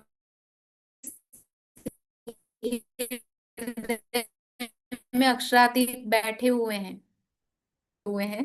वो क्या कहते हैं उनको कि मैं परदेश से आया हुआ हूँ, मैंने आपकी ख्याति बहुत सुनी है, नाम बहुत सुना है, मैं अपनी आत्म कल्याण के लिए आपके पास आया हूँ, कृपा करके मेरी आत्मा को जागृत कीजिए। तो बोलते हैं हरदास जी, जी व्यास जी कि आप मुझे ये बताइए कि आपको क्या सुनना है, वेद उपनिषद भागवत शास्त्र क्या सुनना चाहेंगे। तो श्री जी कहते हैं कि भागवत की चर्चा सुनाइए। तो खुश हो जाते हैं। अब उनको रहने के लिए, श्री जी के रहने के लिए अपने बाग में ही व्यवस्था कर देते हैं, क्योंकि उन्होंने कहा कि मैं विदेश से आया हूँ। तो अपने ही बाग में कांजी भाई को कहते हैं कि इनके लिए व्यवस्था कर दो। सोचो बाग में व्यवस्था की होगी तो संभवतः कितनी छोटी सी जगह में श्री जी को रोका गया होगा, है ना। अक्षरातीत कहाँ बैठे हुए हैं, कुटिया में, बाग में कहीं पे। और 2 महीने तक, 1-2 दिन तक नहीं, 2 महीने तक लगातार वो हरजी व्यास जी से भागवत की चर्चा सुन रहे हैं निष्ठाबद्ध। और यही होती है ना विनम्रता। सोचिए, हमें तो लगता है कि 1-2 दिन हमने किया और फिर लगता है कि फिर ठंडे पड़ते गए, फिर हम छोड़ देते हैं कि अब हमें बहुत ज्ञान प्राप्त हो गया। वो श्री जी है जिनके हृदय में अनंत ज्ञान का सागर बैठा हुआ है, वो कैसे विनम्र है, बहुत प्रेम पूर्वक नीचे बैठकर। ऊपर कौन बैठा हुआ है, हरजी व्यास जी चर्चा सुनाने के लिए, नीचे बैठ के अक्षरातीत जो है वो चर्चा सुन रहे हैं। क्यों? उनकी आत्मा के कल्याण के लिए, उनके अहंकार को दूर करने के लिए। तो ये है विनम्रता। और ज्ञान जो है वो विनम्रता ही सिखाता है। जो जितना महान होता है ना, वो इतना ही विनम्र बनता जाता है। विनम्र बनने का मतलब क्या होता है कि जैसे होता है ना कि जो पेड़ की डाली ज्यादा फल लगे होते हैं ना, वो झुक जाती है ना। और ये भी होता है, दूसरी बात ये भी होती है कि जिस डाली पे सबसे मीठे फल लगे होते हैं ना, उसको सबसे ज्यादा पत्थर पड़ते हैं। तो ये दोनों बातें उतनी ही सत्य है ना। तो श्री जी जो है वो ऐसे ही विनम्रता की मूर्ति हैं। और अब तो अक्षरातीत का साक्षात स्वरूप बन गए। बहुत प्रेम से 2 महीने तक जब चर्चा सुनते, तो एक बार हरजी व्यास जी जो है वो भागवत में अखंड हीरे का प्रसंग आता है, जो 84 लाख योजन का, मतलब बहुत विस्तार वाला है, सृष्टि से, पृथ्वी से भी बड़ी विशाल विस्तार वाला। तो जब ये अखंड हीरे की बात कही गई और उन्होंने कहा कि ये आदिनारायण का स्थान है, और कभी बोला कि अक्षर ब्रह्म का स्थान है, तो श्री जी ने कहा कि बस, अब श्री जी बोल रहे कि कृपा करके मुझे ये बताइए कि ये जो आप बोल रहे हो ना कि अक्षर ब्रह्म का ये स्थान है, जो 84 लाख योजन का अखंड स्थान है, ये 84 लाख योजन वाला हीरा कहाँ है और वो स्थान कहाँ है, कृपा करके मुझे ये बताइए। इसी के लिए तो मैं आपके पास आया था कि मुझे अखंड का ज्ञान मिले। यहाँ तक मुझे दुनिया में किसी ने नहीं समझाया, तो कृपा करके आप समझा दीजिए। आप तो शास्त्रार्थ महारथी है, विजय आपने हासिल कर रखी है। तो अब थोड़ा कुछ जान, और श्री जी ने ये भी पूछा कि ये जो 84 लाख योजन का हीरा है ना, आपने ये भी बताया हुआ है कि ये 14 लोक का ब्रह्मांड जो है वो लय को प्राप्त हो जाता है महाप्रलय में, 5 तत्व 3 गुण, और ये प्रकृति तक प्रलय हो जाता है। तो ये अखंड में कहीं पे और कहीं पे है? तो आप मुझे ये बताओ कि ये हीरा कहाँ है, इस पृथ्वी के ऊपर, नीचे, बीच में, या बाहर कहीं पे? और क्योंकि सब कुछ प्रलय हो जाता है तो बाहर ही होना चाहिए। अब क्या कहते हैं हरदास जी, सोचते हैं कि अगर मैं बाहर बताऊं तो मुझे ठिकाना बताना पड़ेगा। तो वो कह रहे कि नहीं, ये आदि नारायण का स्थान है और इसी जगत में है। कहाँ पे? तो वो वही बात जो कांजी भट्ट ने कही थी कि कहाँ पे है, क्षीर समंदर में। अब श्री जी कहते हैं कि क्षीर समंदर में कैसे वो अखंड हीरा हो सकता है, और अगर क्षीर समंदर में तो ये स्थान तो नाश हो जाएगा महाप्रलय में, तो ये अखंड कैसे हो सकता है। अब श्री जी ने वहां पे प्रश्न करना शुरू किया और श्री जी बोलते हैं कि कृपा करके मुझसे कुछ भी मत छिपाइए, साफ साफ बताइए। अब हरदास जी क्या कहे, हरजी व्यास जी जो है उनका माथा खनक रहा है, कभी इस तरफ बोल रहे हैं, कभी उस तरफ बोल रहे हैं। और अब जब जवाब नहीं आया तो कहते हैं ना, नाच न जाने आंगन टेढ़ा।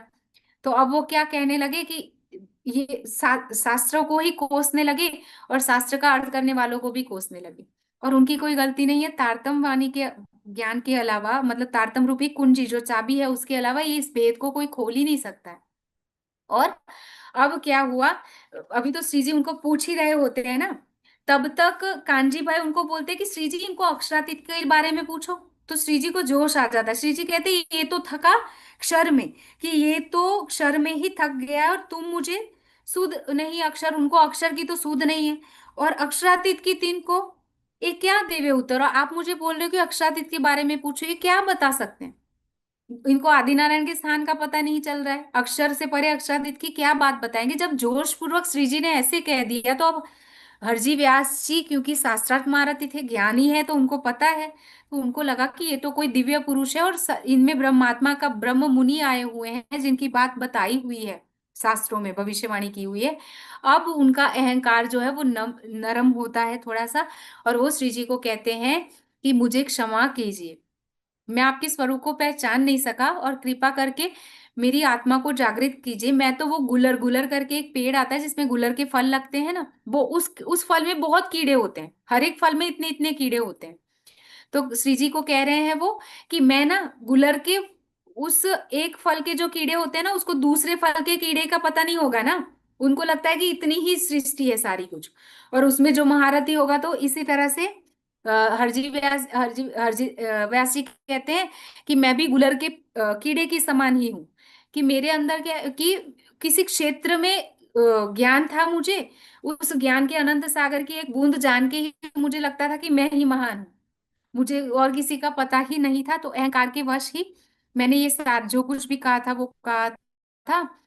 अब आप कृपा करके मेरे आत्मा का कल्याण कीजिए। तो श्री जी अब उनको बहुत प्यार से बताते हैं कि किस तरह से ये आदि नारायण का जो स्थान है, जैसा वो प्रतिबिंब है वैसा ही वो बिंब है असल, और वो बिंब कहाँ का है? अव्याकृत में जो सुमंगला पुरुष है उनकी सारी बातें वो बता देते हैं कि प्रणव ओम का ही ये क्या है, प्रतिबिंब है। तो 84 लाख योजन का जो अखंड हीरा है, अक्षर ब्रह्म का जो स्थान है वो अव्याकृत है, अव्याकृत ब्रह्म की बात कही गई है।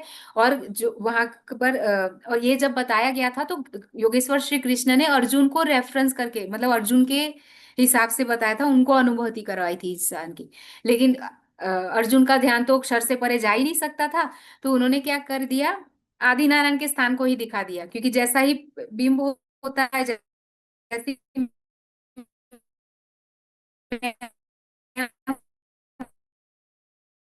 होंगी,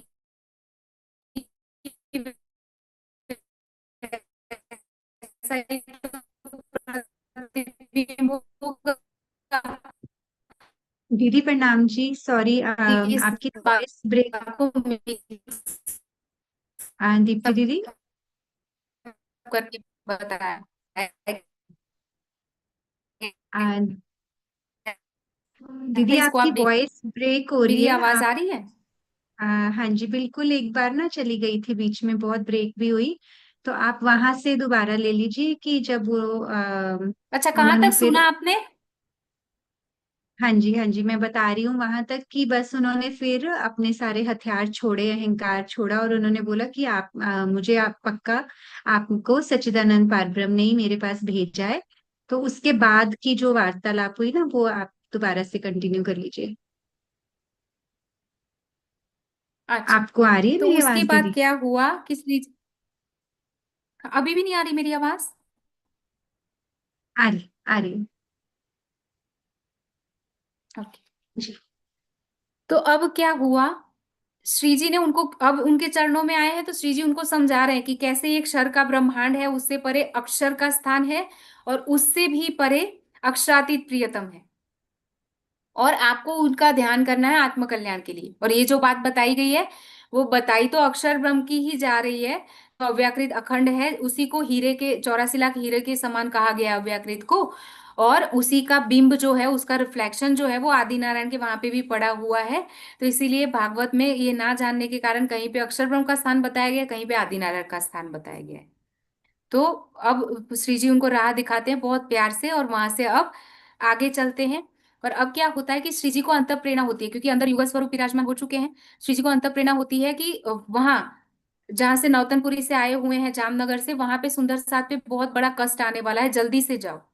तो श्री जी तुरंत वहां जाते हैं, वहां की सारी समाचार इकट्ठा करते हैं। उनको पता चलता है कि कुतुब खान जो है, जो कर्ज चुकाने के लिए सब वहां पे जाते थे ना, जहाँ पे उन्होंने यहाँ पे आक्रमण कर दिया था जामनगर पे, और कहा था कि आप या तो कर चुकाओ मतलब वहां पे क्या होता था, कर चुकाना मतलब टैक्स जो होता है ना। अभी मैंने आपको पहले भी बताया था कि मुगलों का राज्य था, तो जो छोटे छोटे राज्य थे ना, हिंदू राजा, उनको उनको टैक्स चुकाना पड़ता था अपने राज्यों को चलाने के बदले में, क्योंकि वो राजा बने हुए हैं ना मुगलों के शासन में।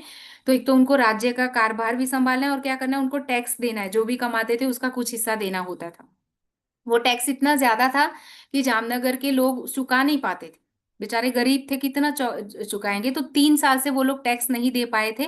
तो कुतुब खान ने आक्रमण कर दिया था कि अब हम इसको सब लोगों को खत्म करेंगे, या इस पे युद्ध के लिए तैयार हो जाओ, इस तरह से। तो अब क्या हुआ, श्रीजीत को, क्योंकि वहां पे इतने सारे सुंदर साथ भी हैं, उन पे का साला कष्ट आते हुए राज्य कैसे देख सकते हैं। तो तुरंत वहां पे गए, और वहां जाके उन्होंने वजीर का काम संभाला, सचिव का फिर से। और उन्होंने कुतुब खान से बात की कि मैं कर चुका के आपको 1 साल की मुझे और मोहलत दे दीजिए, समय दे दीजिए, मैं कर चुका के आपके पास सारा इकट्ठा करके भेज दूंगा। और कुतुब खान ने बोला अगर नहीं कर पाए तो उन्होंने बोला तो मेरा मेरा सिर होगा और आपका हुक्म होगा, मुझे फांसी पे चढ़ा दें। सोचिए कि सुंदर साथ पे आए हुए कष्टों को राज्य अपने ऊपर ले रहे, लौकिक कष्टों को, और खुद का गला वो बोल रहे कि मुझे काट देना। ये होती है एक आत्मा की भी कोमलता हृदय की, है ना, कि वो सब कुछ करने के लिए तैयार हो जाएगी। अब क्या हुआ, कर तो कहाँ से चुकना था, 3 साल का नहीं चुका पाए बेचारे, साल का नहीं चुका पाए, तभी तो 3 साल का इकट्ठा हो गया। गरीब प्रजा थी, श्री जी ने बहुत प्रयास किया, लेकिन कर इकट्ठा नहीं हुआ। तो 1 साल के बाद जैसे ही उन्होंने वचन दिया था, वैसे ही श्री जी कहाँ चले जाते हैं, कुतुब खान के पास, और उनको बोलते हैं कि मैं आपके पास आ गया हूँ, आप मुझे फांसी दे दीजिएगा। उनकी फांसी का दिन निश्चित किया जाता है, और ये बात किसके पास पहुंचती है, कांजी भाई के पास। कांजी भाई जो जूनागढ़ में उनको मिले थे, वो कैसे सहन कर सकते हैं कि श्री जी के साथ ऐसा हो, राज्य की उनको पहचान थी। तो वो भागे भागे तेज कुंवरी के पास जाते हैं। तेज बाई के पास जाके क्या करते, सोचो तेज बाई की क्या स्थिति होगी। पहले जन्म में उन्होंने जान दे दी, दूसरे जन्म में उनको लगता है पति खत्म, दूसरे तन में ये खत्म हो जाएंगे, है ना। तो अब तेजबाई जल्दी से उनको कप वस्त्र वगैरह देती है, तो कांजी बाई क्या करते हैं, तेजबाई के वस्त्र वगैरह पहन के घूंघटा बना के जाते हैं उनकी पत्नी बन के श्री जी से मिलने के लिए। उनको मिलने की मोहलत मिल जाती है, और जाके श्री जी को बोलते हैं कि ये कपड़े पहनो आप और यहाँ से जाओ, मैं आपके बदले में यहाँ पे रहूंगा जेल में। श्री जी बहुत मना करते हैं, तो कांची भाई एक भी नहीं सुनते। वो बोलते हैं कि देखिए धर्म का काम होना जरूरी है, आपका तन अगर रहा तो मेरे जैसे हजारों लाखों कांजी आप खड़ा कर दोगे, लेकिन आपका तन अगर नहीं रहा तो एक कांजी कुछ भी नहीं कर पाएगा। तो धर्म की रक्षा के लिए मैं अपनी आहुति देने के लिए तैयार हूँ, और आपको मेरी ये बात माननी पड़ेगी, नहीं तो बाकी ब्रह्म आत्माओं की आत्मा को कौन जागृत करेगा। सुंदर साहब जी, कहना बहुत आसान है, लेकिन सोचिए जरा, हमें अगर कहा जाए तो हम ये त्याग करेंगे। मतलब हमें पता है कि फांसी होने वाली है, और हम जागने की सेवा के लिए, हमें चलो फांसी ना हो कि जागने की सेवा के लिए हम कितना त्याग और तप करने के लिए तैयार है, कितना अपने समय का भोग देने के लिए तैयार है। हमें तो कहा जाता है कि कुछ नहीं करना है, बस वाणी का मंथन करो, जीवन में उतारो और प्रेम से ध्यान करो, और जागने की सेवा में जितना समर्पित हो सकते हो उतना हो। लेकिन हम कितना कर पा सकते हैं, हम ये बीतक का प्रसंग तो सुनते हैं, लेकिन हम अपना, आज हम सब आत्म मंथन करें कि हम कितना आहुति दे सकते हैं इसके लिए। इस जो ज्ञान हम सुन रहे हैं, है ना, उस ज्ञान को सुनने के बाद हम कितना उसको जीवन में उतार सकते हैं, और कितना उनको सुंदर साथ तक फैलाने के लिए, दुनिया तक फैलाने के लिए क्या कर सकते हैं, जागो और जगाओ के लिए। और हमें लगे कि हम ज्ञानपीठ में आकर ही कर सकते हैं, तो ऐसा नहीं, अब तो मीडिया का जमाना है, हम घर पे बैठ के भी बहुत सारी सेवाएं कर सकते हैं। कहते हैं ना, जहाँ चाह वहां राह। और ऐसा नहीं कि बहुत घंटे निकालने पड़ेंगे। अगर हम देवचंद्र जी की तरह, जैसे वो निष्ठावत भागवत सुनते थे, अगर हम हर एक दिन में एक एक घंटा निकाले, नियम से आधा घंटा निकाले, तो भी बहुत सारी सेवाएं कर सकते हैं। क्योंकि जो स्वयं के बारे में सोचता है वो तो स्वार्थी होता है ना, हम तो ब्रह्मात्मा है, निस्वार्थ सेवा हमें करनी है, तो हमें हमेशा दूसरों के लिए सोचना चाहिए कि हम तो चरणों में आए हुए हैं, हमें ये ज्ञान मिला हुआ है, लेकिन हमारे जितने, आप लोगों जितने कितने युवा होंगे जो बेचारे फंसे हुए हैं माया में, जो इतने माया के विकारों में फंस जाते हैं, विषयों में फंस जाते हैं कि सुसाइड कर लेते हैं, वो इस स्वप्न को ही सच समझ लेते हैं, और जब तक हम रह रहे हैं ये सब कुछ सत्य ही है, और हम भी तो, हमें भी कर्तव्य निभाने हैं। लेकिन उनके लिए भी तो हम करें कि आज जैसे स्वतंत्रता दिवस है, वास्तविक स्वतंत्रता क्या होगी, जब हम सारी इच्छाओं से मुक्त हो जाएंगे संसार की, और हमारी एक ही चाह रह जाएगी उस अक्षातीत प्रियतम की। तो हमें कोई भी परवाह नहीं होगी संसार की। वास्तविक स्वतंत्रता क्या है, क्योंकि ये तो राष्ट्र की स्वतंत्रता है, तो राष्ट्र की स्वतंत्रता को भी बरकरार रखने के लिए हमें क्या होगा, करना होगा कि स्वतंत्रता हम हृदय से करें, हमारे आचरण में वो स्वतंत्रता हो जो कीमत उन लोगों के खून से चुकता की गई है। कितने लोगों ने इस राष्ट्र को स्वतंत्र करने के लिए अपनी जान की आहुति दे दी, निस्वार्थ त्याग है उनका, बलिदान है। लेकिन क्या हम उस स्वतंत्रता का जिस तरह से लाभ उठाना चाहिए था वैसे उठा रहे हैं? आज क्या सच में हम स्वतंत्र है? आज भी हम गुलामी की बेड़ियों में नहीं जकड़े हैं। सोचो, हम अंग्रेजों की राह पे अब भी चल रहे हैं। स्वतंत्र तो हुए, लेकिन हम आजकल जो हमारा पहरवेश कैसा हो गया है, वेस्टर्न कल्चर। हम हिंदी बोलने में, संस्कृत सीखने में बैकवर्ड फील करते हैं, लो फील करते हैं। हम परमात्मा का नाम लेने में, ध्यान करने में, योग करने में बैकवर्ड फील करते हैं। हम जिम में जाते हैं, हम फास्ट फूड खाते हैं, हम पार्टीज वगैरह करते हैं। हम पाश्चात्य संस्कृति की तरह कुछ भी होता है तो हम अनाथ आश्रम में या भूखे भूखे को खिलाने को लिए नहीं देखते, हम बस अपना पेट भरने में सब कुछ समझते हैं। कि 5 स्टार होटल में जाओ अगर जन्मदिन है तो, अगर कुछ है फंक्शन तो उसको सेलिब्रेट करो। सेलिब्रेशन हम किसको कहते हैं? कुछ खरीद के ले आओ, शरीर को सजाओ, शरीर को खिलाओ पिलाओ, यही इसी को तो हम मानते हैं सेलिब्रेशन।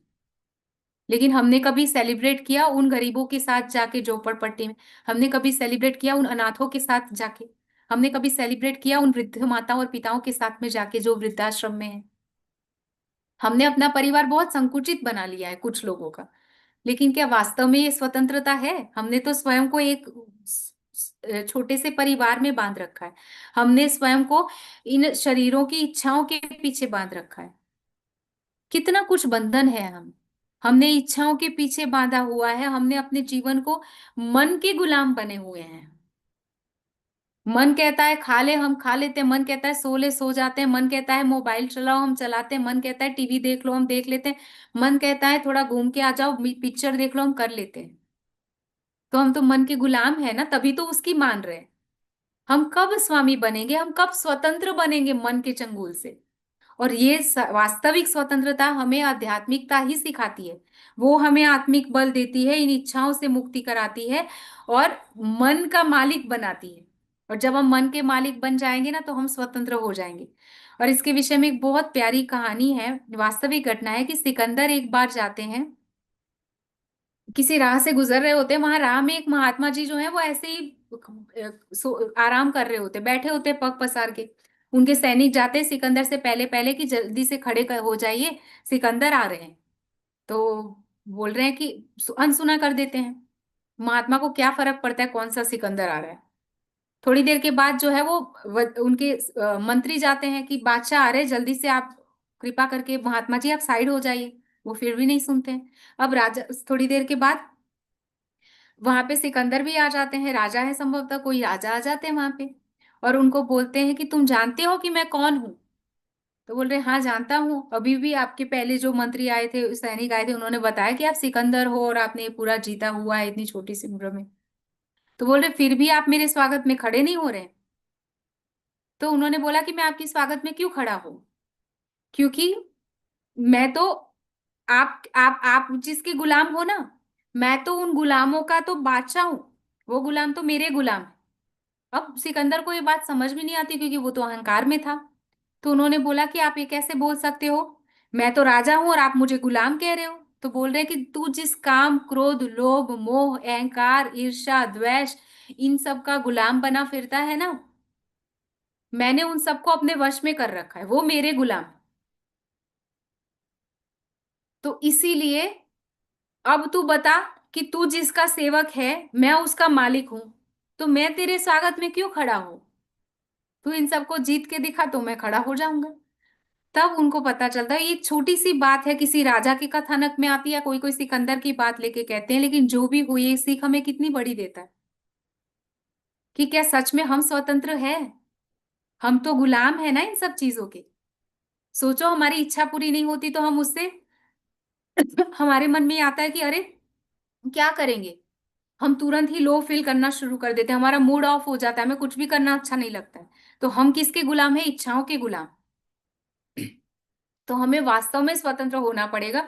और ये प्रसंग जो है वो हमें यही बताता है कि वो कांजी भाई जी हैं जो अपना सब कुछ न्यौछावर करने के लिए, धर्म रक्षा के लिए तैयार हैं। और हम आज मंथन करेंगे, आप लोगों के लिए होमवर्क यही रहेगा कि आप सोचेंगे कि आप कौन सी सेवा और किस प्रकार से कर सकते हैं, और क्या है जो भोग में दे सकते हो आप। आप खुद आत्म मंथन करिएगा और जवाब बताइएगा। फिर कल हम सोचेंगे कि कैसे सेवा की जा सकती है और कैसे हम जागनी के कार्य को आगे बढ़ा सकते हैं। स्वयं के लिए हम क्या कर सकते हैं, और जगाओं के लिए, वाणी को सब जगह पे फैलाने के लिए, क्योंकि ये संसार को तभी तो अखंड मुक्ति मिलेगी। तो उसके लिए क्या कर सकते हैं? कांजी भाई ने तो अपने प्राणों की आहुति देने के लिए तैयार हो गए हैं। हम कौन सी आहुति दे सकते हैं इस सेवा के लिए और प्रियतम को अपने हृदय में बसाने के लिए? तो ये जरूर मंथन करके आइएगा। और अब क्या होता है, क्या कांजी भाई को फांसी की सजा हो जाएगी या बच जाएंगे? और श्री जी जो है, वो जो यहाँ से चले हैं, वो आगे कहाँ जाएंगे? और अब ये जागनी की जो यात्रा है, जागनी का ये जो रथ है, वो किस तरफ जाएंगे, लेकर जाएंगे, और कैसे कैसे आगे का प्रसंग होगा, किन किन आत्माओं की जागनी होगी, वो सारी जो बीतक है वो हम कल सुनेंगे। आप अपना होमवर्क अच्छे से करके आइएगा, अच्छे से मंथन करिएगा, ध्यान करना मत भूलिएगा, राज्य को हर एक घंटे में 1 मिनट जरूर याद करिए। और पिया ही हमारा आत्मिक बल है, नहीं तो माया ना ऐसे करके लहर करके हमें अंदर ले जाएगी, हमें पता भी नहीं चलेगा। हर एक घंटे में 1 मिनट हम पिया को प्यार से देख लेंगे ना, तो हमें पता चलेगा कि बल कैसा होसी इनका, हमारा बल कैसा होगा कि जिनका सका जो है वो साहेब है और पल पल सींचता है। तो हमारा बल जो है, मोमिन बल धनिया का दूनी तरफ से ना है, हमारा बल उस प्रियतम का है। तो आज हम इस स्वतंत्र दिन पे अपने आप को स्वतंत्र करें इस मन की गुलामी से, हम उसको स्वतंत्र करें इस दुनिया की इच्छाओं से, हम अपनी आत्मा को स्वतंत्र करें इस जीव भाव से और शरीर भाव से, और हम अपनी आत्मा को उस प्रियतम के प्रेम में, इश्क और ईमान के पंख लेके उड़ाएं। और कहाँ लेकर चले? मूल मिलाव में उस प्रियतम के पास, और हमेशा हमेशा के लिए उनके प्रेम में डूबे, है ना। और हर पल उस ध्यान में रहे कि मैं ब्रह्मात्मा हूँ, और उनसे प्रेम करना, उनके लिए अपने तन मन धन जीव को सारी, क्योंकि हमें लगेगा ना हम ज्यादा नहीं कर सकते, तो उस गिलहरी की तरह थोड़ा कुछ करें। और राज्य ने हर एक को कुछ ना कुछ दिया हुआ है, हमें कुछ ना कुछ शक्ति तो उन्होंने दी है। उस शक्ति को आज आइडेंटिफाई करके आइएगा, और कल मुझे जरूर बताइएगा कि आपके अंदर क्या गुण है, क्या क्वालिटी है, और उसको हम कैसे उस सेवा में ले सकते हैं। इसका मंथन हम कल करेंगे, और आगे भी बीतक जो है वो कल सुनेंगे। और आज के लिए इतना ही स्वीकार करिएगा। प्रेम प्रणाम जी। प्रणाम जी, आपके चरण कमल में प्रणाम जी। बहुत ही सुंदरता से आपने हमें स्वतंत्रता दिवस के भी बातिनी भाव बताए कि हम ब्रह्म अंगनाओं को किससे स्वतंत्र होना है और कैसी आजादी चाहिए। तो बहुत ही सुंदरता से आज का प्रसंग भी कवर हुआ। सुंदर साथ जी, किसी का कोई प्रश्न है जूनागढ़ के प्रसंग को लेकर? युवा सुंदर साथ तेज कुंवरी जी का आज हमने प्रसंग कवर किया, हरजी व्यास जी का, और हमारे सबसे प्यारे कांजी भाई को कभी भी नहीं भूलना है, क्योंकि अंत तक एक डायरी में पेज लगा लेना कांजी भाई, और जब जब इनका नाम आएगा तो उसकी उनकी सेवाएं और उनका समर्पण और श्रद्धा पूर्वक उनका समर्पण उसमें नोट करते जाइएगा।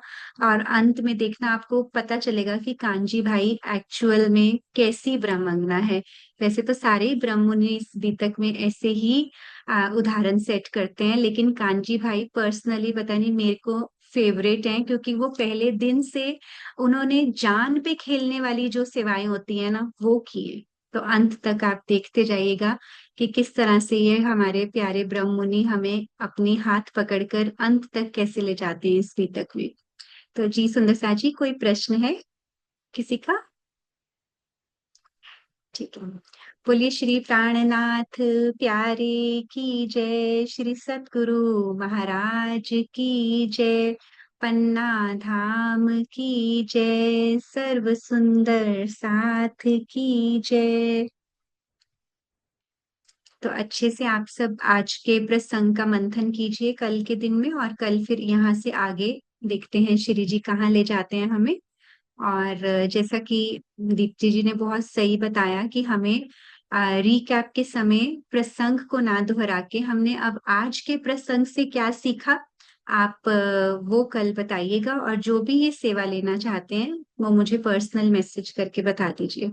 और वैसे भी अभी हमारा ज्ञानपीठ में 14 से 20 सितंबर वार्षिकोत्सव आ रहा है सुंदर साथ जी, बहुत सारी सेवाएं हैं। किसी का भी टेक्नोलॉजी में हाथ अच्छा है, कोई आजकल बहुत सुंदर सुंदर आप रील्स बना के डालते हैं, मोमेंट्स को कैप्चर करके उनके साथ हम कितने सारे गाने लगा के उसको पोस्ट करते हैं। तो आप ऑलरेडी बहुत टैलेंटेड हैं, बस आपका ये टैलेंट राज्य की तरफ अब लगाने का समय आ गया। क्योंकि धनी नहीं चाहते कि अब आपके अंदर कोई भी जो ऐसा गुण है वो माया के लिए यूज हो, वो सब अपने लिए डाइवर्ट कर लेंगे धीरे धीरे। ठीक है सुंदर सा जी। तो चलिए आज रात को ध्यान में बैठें और राज्य को कहें कि हमें हरजी व्यास की तरह हमारे अहंकार से भी स्वतंत्र करें, हमारे विकारों से भी, और इस अंधकार से भी। जब तक हमारे अंदर ब्रह्म ज्ञान नहीं जाता तो हम उस अंधकार में ही हैं। तो ऐसा ब्रह्म वाणी का प्रकाश हमें हर पल हमारे सुंदर साथ अपना अनमोल समय निकाल कर देने आते हैं। तो मेरी आप सबसे बार बार एक ही रिक्वेस्ट रहती है कि प्लीज अपने कैमरास ऑन कीजिए। हफ्ते में सिर्फ और सिर्फ 2-2.5 घंटे होते हैं इस बैठक में बैठने के लिए। तो विनम्र निवेदन आप सबसे। जी दीदी, आपको कोई सेवा की कोई और बात है तो? बस यही सबसे बड़ी सेवा है आज तो, कि हम खुद भी आजाद हो और सबको करें। और सोचो, हमने तो ये नहीं किया ना, अभी भी तक कैसी प्लान से चल रही है। आज स्वतंत्रता दिवस है और आज के दिन ये है कि कैसे कांजी भाई खुद गए हैं अपनी जान देने के लिए, कि शरीर छूट जाए कोई बात नहीं, लेकिन पिया की लीला जिस तन से हो रही है उसको कुछ ना हो। तो उनके लिए, हमारे लिए यही शिक्षा होगी उनके जीवन से, कि हम भी क्या करें, चाहे प्राण छूट जाए, तन मन धन जीव, और प्राण भी नहीं छूटेंगे सुंदर साथ जी, ना कांजी भाई के छूटे थे ना हमारे छूटेंगे। वो भी स्वतंत्र हो जाएंगे और हम भी जरूर होंगे। लेकिन आज हम ये कामना करें, हम खुद इन सब से परे हो और सबको आजाद करें, है ना। तभी तो हम ब्रह्मात्माएं हैं। तो हम आचरण से दिखाए और सबके कल्याण की कामना के साथ ही। सोचिए राज्य कितना अच्छे से प्लान करते जा रहे हैं हमारे लिए। तो वर्तमान में जो बीतक है ना, उसको पूरा दिन एक बार देखिएगा, रिवाइंड करके रोज की आदत डालिएगा कि क्या कुछ गुण है, क्या कुछ स्थितियां हैं, क्या कुछ था जहां हमारे सामने राज्य आए होंगे। कभी अरब के आरबी के रूप में, तो कभी वो पठान के रूप में रेगिस्तान में जैसे आके मिलके गए होंगे। हमें बहुत कुछ देखने को मिलेगा। और अगर कुछ अच्छा ना हुआ हो हमारी इच्छा के अनुसार, तो ये भी समझ लीजिएगा कि उससे भी कुछ अच्छा होने वाला है। और जैसे श्री जी को भेजा गया था, मिहिराज जी को भेजा गया था हफ्सा में, अगर हमारे पर कोई कसाला आ रहा है तो सोचो कि हमें राजी अपनी तरफ आगे ले जाना चाह रहे हैं ना। तो दृष्ट तुम पर श्री राज की हूँ जो सदा सनकुल, उस प्रियतम की नजरें हमारे ऊपर है, और हम हमेशा प्रसन्न रहे, आनंद में रहे, और इसी खुशी को, उसी आनंद को, अपने निजानंद की बगिया को, सब जगह की इस महक को फैलाए, इस बगिया की, है ना। तो हमें जीवन को ऐसा ही बनाना है। प्रेम प्रणाम जी। प्रणाम जी। जी साहिब, बोलिए। प्रणाम जी। मेरा जी एक क्वेश्चन था कि फूलबाई की आत्मा तेज कुंवरी जी में 3 इयर्स, मतलब उनकी आत्मा 3 इयर्स के अंदर अंदर आ गई, और उनकी एज 20 to 21 इयर्स की एकदम से कैसे होगी? जी, अभी दोबारा से एक्सप्लेन करते हैं। दीप्ति जी ने किया था एक्सप्लेन, एक बार फिर से करते हैं आपके लिए। हाँ जी। जी बेटा, देखिए, फूल आत्मा जो है वो तो शरीर के अंदर नहीं प्रवेश करती है, शरीर जीव से चल रहा है। ठीक है, समझ में आया आपको जीव क्या होता है, आत्मा क्या होती है। जब शरीर जन्मता है ना, तो जो जो चेतना जाती है हमारे शरीर में, जो बोलने चलने की और जो कुछ भी है, वो चेतना जो है उसको कहते हैं हम जीव। और आत्मा क्या होती है कि वो सिर्फ नजर है जो आई हुई है इस तन पे, वहां परम धाम में बैठे बैठे हम देख रहे हैं इस खेल को। इस शरीर को, तो हमें क्या लग रहा है हम यही शरीर है ना। लेकिन ये शरीर वास्तव में जीव का है जो चल रहा है, सब कुछ हो रहा है। जैसे आप मूवी देखते हो ना, तो मूवी में क्या होता है कि आप हमेशा अच्छे हीरो के पक्ष से देखते हो, है ना। अगर लड़ाई हो रही है, उसके साथ फाइटिंग हो रही है विलन के साथ, और हीरो को अगर पिटाई हो रही है ना, तो हमें लगता है कि अरे बहुत बुरा हो रहा है ना, हमारा मुंह ऐसे चढ़ जाता है। लेकिन वहीं पे जब हीरो फाइट करता है और विलन की पिटाई होती है तो हमें अच्छा लगता है। लेकिन हम तो घर में बैठे हुए हैं ना, अगर कोई ऐसी बात है तो हम बोलते हैं अरे अभी मुझे डिस्टर्ब मत करो, अभी मैं कुछ नहीं कर सकता हूँ, एक ऐसा क्लाइमेक्स आ रहा है ना। अच्छा, कुछ गलत चीज पे एंड हुई हो सीरियल या कुछ, तो हमें कैसे लगता है अरे आज पूरा मूड ही खराब है। और अच्छा हो तो अच्छा लगता है। तो हम तो वहां बैठे हुए, हमारे जीवन में कोई फर्क नहीं पड़ रहा है, एक कुछ नाटक चल रहा है, और नाटक में जो दिख रहे हैं ना उनको भी फर्क नहीं पड़ रहा है, वो तो बहुत पहले कर चुके हैं एक्टिंग। और हमें पता है कि ये एक्टिंग है, फिर भी हम उसमें घुस जाते हैं ना। तो उसी तरह से हमें पता है वाणी के द्वारा कि हम तो वहां बैठे हुए हैं, लेकिन हम इसमें घुस जाते हैं। तो वो जो नजर है ना, वो आत्मा की, आत्मा इस शरीर पे आके क्या सोच रही है कि मैं यही हूँ। तो जो अमलावती की आत्मा थी ना, फूलबाई के जीव का धाम गमन हुआ ना, वो मर गया। तो अब क्या हुआ, वो जो आत्मा है, वो आत्मा गई और तेजबाई के तन में, जो बहुत युवा बहुत सुंदर कन्या थी, नजदीक में ही, पास के ही गांव में, वहां जाके उन्होंने प्रवेश कर लिया। क्योंकि उनको दोबारा से श्री जी के साथ ही जाना था, पूरी जीवन उनकी ही पत्नी बन के रहना। तो उस आत्मा ने, क्योंकि जागृत आत्मा थी, अपनी इच्छा से तन छोड़ा, और इतना त्याग था, है ना। सावित्री की कथा अगर आपने सुनी हो, या वो भी मौत के मुंह से अपने मृत्यु वाले मरे हुए पति को जिंदा करके ले आई थी। तो अगर दुनिया की सती में इतना पावर होता है, तो फूलबाई जी जिन्होंने पति के लिए देह त्याग कर दिया, निर्दोष होते हुए भी खाना पीना छोड़ के, तो उनके अंदर कितना बल होगा। और परमधाम की आत्मा भी है, तो उन्होंने बहुत सही समय पर सही तन में प्रवेश कर लिया। तो जिस समय उन्होंने प्रवेश किया ना, तब वो युवा ही थी, तो 3 साल की नहीं थी। समझ में आया। तो इसीलिए 3 साल वो उस तन में रही, श्री जी की प्रतीक्षा करती रही। जैसे श्री जी बाहर निकले तो सबसे पहले उनसे मिल गई, है ना। और इसी को आप समझ सकते हो कि जब हम ब्रज में आए, तो राजी तो कान्हा के तन में छोटा सा तन था, लेकिन हमारा कैसा तन था, हम सब ने युवा गोपियों के तन में प्रवेश किया था, है ना। तो ऐसा नहीं कि आत्मा को जन्म से ही प्रवेश होना है, वो कभी भी आ सकती है राज्य की प्रेरणा से, है ना। जागृत आत्मा होगी तो वो खुद की इच्छा से जाएगी, और जो जागृत नहीं है वो राज्य की प्रेरणा से दूसरे तन में जाएगी। समझ में आया। ठीक है, और किसी हाँ को। नाम जी। प्रणाम जी। जी सुंदर साथ जी, किसी और के हृदय में जिज्ञासा, बहुत प्यारा प्रश्न पूछा था साहिब ने। हाँ जी वर्षा जी। प्रणाम जी दीदी। दीदी मेरे दिल में ये प्रश्न आ रहा था, जैसे जैसे कि उसमें थोड़ी वो बंद कर अपने वाला, कि जैसे वो प्रसंग आया था ना कि इंद्रावती जी की आत्मा जो है वो रुदन कर रही है, तो दीदी ने बताया था कि आत्मा रुदन नहीं करती है, बिल्कुल सही बात है कि जीव भी कर रहा था रुदन। लेकिन मेरे दिल में ये आ रहा था कि एक्सप्रेशंस तो आते होंगे ना आत्मा के फेस पे भी, जैसे परात्मा के फेस पे आते हैं, तो ऐसे एक्सप्रेशंस तो आते होंगे ना जीव को दिखी देख।